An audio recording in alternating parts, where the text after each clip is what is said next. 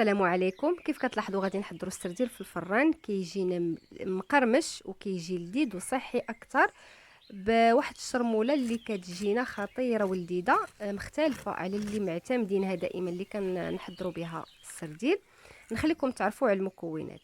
غادي نحتاجوا في هذه الشرموله معلقه صغيره ديال الكمون، القليل من سكينجبير، ملعقه تكون صغيره ديال توم بودره كتبقى اختياريه، والقليل من الابزار اي الفلفل الاسود، وعندنا ملعقه تكون مملوءه صغيره ديال القزبر يابس كتعطي واحد الطعم رائع لهاد السردين. غادي نوضع 2 فصوص ديال الثوم، وعندي هنا كميه من القزبر ومعدنوس مخلطين مع بعض. غادي نعصر فوق منهم واحد نصف ليمونه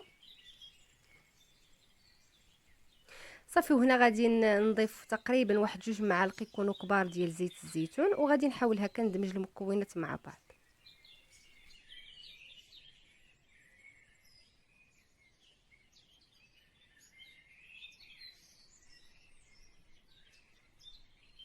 هنا غادي نمر باش نشرمل السردين. غادي نحتاج تقريبا، عندي هنايا الكميه نص كيلو. من بعد ما نقيته مزيان وحيت ليه داك السنسول وحيت ليه هكا داك الشوك اللي كيكون عنده رقيق صافي، وغادي نمر هنا مباشره باش نشرمل السردين ديالي.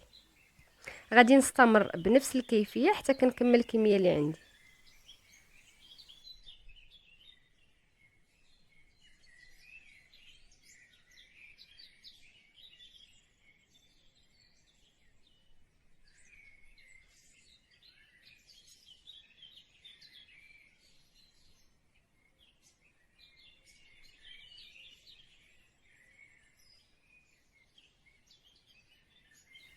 انا من بعد ما شرملت داك السردين غادي نتركوه جانبا تقريبا على الاقل نخليوه واحد نص ساعه هكا باش كيتشرب لينا ديك الشرموله. وغادي نمر هنا باش نمرمدو هكا في الدقيق. هنايا عندي تقريبا كاس ديال الفينو وضفت ليه 4 كاس ديال الدقيق الابيض صافي. غادي نحاول هكا نمرمد داك السردين ديالي كامل من 2 جوايه هكا باش ملي كيطيب كيبقى لينا مقرمش من الداخل ومن برا. غادي نستمر بنفس الكيفيه حتى كنكمل السردين اللي عندي.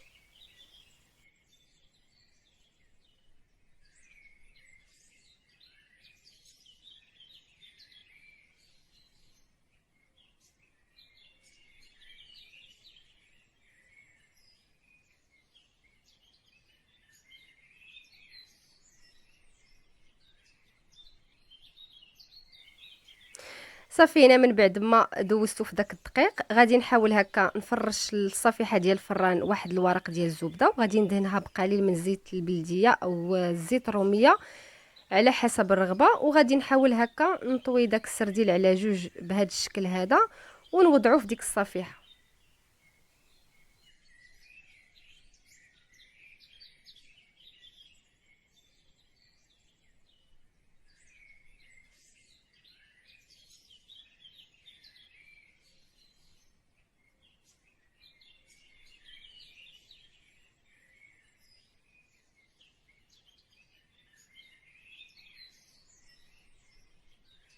صافي هنا من بعد ما غادي نكمل غادي ندخل الصفيحه الفران، غنشعل ليها النار من الفوق ومن الاسفل هكا حتى كيطيب وكياخذ لينا واحد اللون اللي هو محمر، وكيجينا السرديل ديالنا مقرمش، كيجي واحد المذاق او القرمشه اللي فيه اللي كتجينا خطيره.